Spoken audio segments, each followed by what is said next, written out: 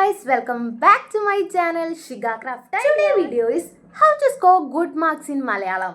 Yes guys, ഇന്നത്തെ video നമുക്ക് എങ്ങനെ നല്ല മാർക്ക് മലയാളത്തിൽ സ്കോർ ചെയ്യാം, അതായത് A+ എങ്ങനെ നേടാം എന്നതാണ് നമ്മുടെ ഇന്നത്തെ വീഡിയോ. എനിക്ക് മലയാളത്തിൻ്റെ കാര്യം പറയുകയാണെങ്കിൽ എനിക്ക് പറ്റില്ല. അതായത് SSLCക്ക് എനിക്ക് A+ ആയിരുന്നു മലയാളത്തിൽ ഉണ്ടായിരുന്നത്. മലയാളം ഫസ്റ്റിലും മലയാളം സെക്കൻഡിലും എനിക്ക് A+ ആയിരുന്നു. എനിക്ക് ഭയങ്കര ഈസി ആയിട്ടുള്ളൊരു സബ്ജക്റ്റാണ് മലയാളം. അതേപോലെ തന്നെ എൻ്റെ ഫേവറേറ്റ് സബ്ജക്റ്റും കൂടിയാണ്. സോ എനിക്ക് പേഴ്സണലി മലയാളം ഭയങ്കര ടഫായിട്ടുള്ള ആൾക്കാരെയും അറിയാം, അതേപോലെ തന്നെ മലയാളം ഭയങ്കര സിമ്പിളായിട്ടുള്ള ആൾക്കാരെയും അറിയാം. അതായത് എൻ്റെ ഫ്രണ്ട്സ് ആണെങ്കിൽ തന്നെ കുറച്ച് പേർക്ക് മലയാളം ഭയങ്കര ഈസിയാണ്, ചിലർക്ക് ടഫാണ്. സോ ഞാൻ വിചാരിച്ചു മലയാളം നിങ്ങൾക്ക് എങ്ങനെ ഈസി ആക്കാം, അതായത് ടഫുള്ളവർക്ക് എങ്ങനെ ഈസി ആയിട്ട് എഴുതാം എന്ന് പറഞ്ഞു തന്നു കഴിഞ്ഞാൽ നിങ്ങളെ എക്സാമിന് ഭയങ്കര യൂസ്ഫുൾ ആവുമെന്ന് തോന്നി. അതുകൊണ്ടാണ് ഞാൻ ഇങ്ങനെ ഒരു വീഡിയോ ചെയ്യാമെന്ന് വിചാരിച്ചത്. എന്തായാലും ഈ ഒരു വീഡിയോ ലാസ്റ്റ് വരെ കാണുക, എന്തായാലും നിങ്ങൾക്ക് യൂസ്ഫുൾ ആയിരിക്കും. സോ നമുക്ക് നേരെ ടിപ്സിലോട്ട് പോവാം. 3 ടിപ്സാണ് പറഞ്ഞു തരാൻ വേണ്ടിയിട്ട് പോകുന്നത്. Let's go guys. First tip is do not use colloquial language. അതായത് നമ്മൾ സംസാരിക്കുന്ന ഭാഷ ഉപയോഗിക്കാതിരിക്കുക. അത് യൂസ് ചെയ്ത് കഴിഞ്ഞാൽ ഒരിക്കലും നമുക്ക് മാർക്ക് കിട്ടത്തില്ല. സോ ഞാൻ ആദ്യമൊക്കെ ഇങ്ങനെ അതെനിക്ക് അറിയില്ലായിരുന്നു. ഞാൻ പണ്ട് വിചാരിച്ചിരുന്നത്, അതായത് ഒരു UP-ലൊക്കെ പഠിക്കുന്ന ടൈമിൽ ഞാൻ വിചാരിച്ചിരുന്നത് മലയാളം എന്ന് പറഞ്ഞു കഴിഞ്ഞാൽ ഭയങ്കര ഈസിയാണ്, നമുക്ക് അറിയുന്നതാണ്, നമ്മൾ സംസാരിക്കുന്ന ഒരു സബ്ജക്റ്റ് അല്ല, സംസാരിക്കുന്ന ലാംഗ്വേജ് ആണ്. അപ്പോൾ ഈ ഒരു എക്സാം എഴുതാൻ ഭയങ്കര ഈസിയാണ്. സോ എന്തിനാണ് നമ്മൾ പഠിക്കുന്നത് എന്നാണ് ഞാൻ വിചാരിച്ചിട്ടുണ്ടായിരുന്നത്. പക്ഷേ നമ്മൾ അങ്ങനെ എഴുതി കഴിഞ്ഞാൽ മാർക്ക് കിട്ടത്തില്ല എന്ന് പിന്നെ ടീച്ചേഴ്സ് പറഞ്ഞപ്പോഴാണ് മനസ്സിലായത്. അപ്പോൾ എനിക്ക് ഹിറ്റ് ചെയ്തു, യെസ് ദാറ്റ് ഈസ് കറക്റ്റ്.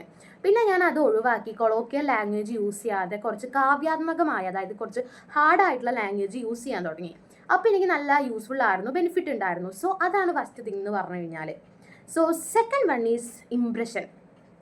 ടീച്ചേഴ്സിന് ഒരു ഇംപ്രഷൻ കൊടുക്കുക. അതായത് എക്സാം എഴുതുന്ന ടൈമിൽ ഫസ്റ്റ് പേജ് ഭയങ്കര നീറ്റായിട്ട് എഴുതുക. Second and third last pages ഒക്കെ എങ്ങനെയായാലും മിനിമം ഫസ്റ്റ് പേജെങ്കിലും നീറ്റായിട്ട് എഴുതാൻ നോക്കുക. കാരണം ആദ്യം കാണുമ്പോൾ തന്നെ നീറ്റ്നെസ് ഇല്ല എന്നുണ്ടെങ്കിൽ ടീച്ചേഴ്സിൻ്റെ ഇംപ്രഷൻ പോവും. So first impression is the best impression എന്ന് കേട്ടിട്ടില്ലേ, അതാണ് ഇവിടുത്തെ കാര്യം. Then last and final one is എന്താണെന്ന് വെച്ച് കഴിഞ്ഞാൽ do not study in blindly.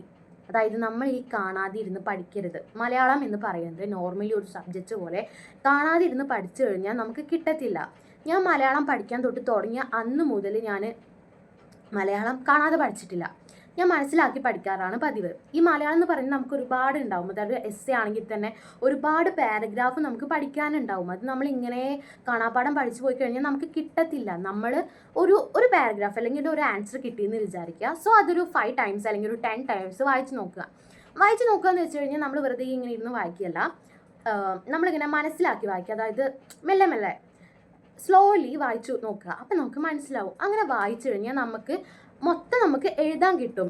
Okay, അപ്പോൾ അല്ലാതെ നമ്മൾ കാണാപ്പാഠം പഠിച്ച് എഴുതരുത്. അപ്പോൾ നമുക്കൊരു വാക്ക് മറന്നു പോയാൽ പിന്നെ ഒന്നും കിട്ടത്തില്ല. സോ നിങ്ങൾ ബൈഹാർട്ട് ചെയ്യരുത്, നമ്മൾ മനസ്സിലാക്കി പഠിക്കുക, അതായത് മനസ്സിലാക്കി പഠിച്ചെഴുതുക.